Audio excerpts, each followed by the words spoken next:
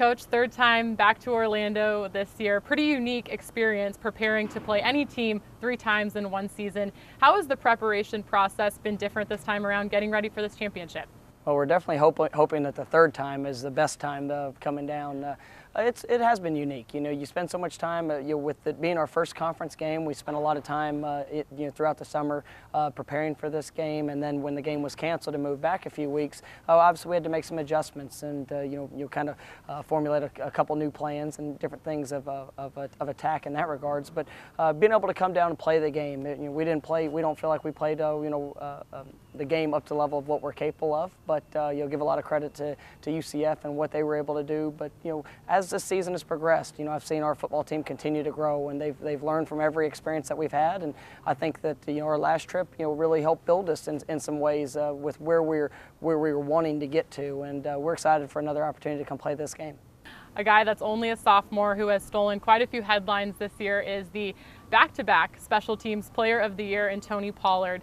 When a team kicks off and you see the ball land in his hands, what goes through your mind? Well, we got a great deal of confidence, and Tony has done an exceptional job with each opportunity that he's had. He fully believes, and the 10 other guys are on that field with him, and he definitely has a very distinct purpose whenever he gets an opportunity to return a kick, and so it's been fun to watch his development. Tony never returned kickoffs even in high school, and so as he's gotten into college and being able to have this experience, I think he's shown he's got a pretty special talent to do it. When you took over this program 2 years ago, you said that you were excited about what this program could achieve and where it could go. Is this what you envisioned? This quick, I don't know, but we're definitely excited about the progression that we've been able to have. We're still a relatively young football team. We've got some great senior leaders. Obviously, we've talked about a couple of them, but you look at over the last 2 years, we have 35 freshmen that have played on our football team. So for the older group and the younger group to come in and kind of become a cohesive unit and grow together to be able to get to this point has been pretty special. You mentioned that last time right here on this very field, your team didn't have the game that they had hoped for and that they expected more from themselves. What has been your message? What things are you hoping that they clean up this time around? To focus on ourselves. I mean, we know we're playing a great opponent. It's going to be a great challenge for us, but we have to go out there and we have to execute our plan.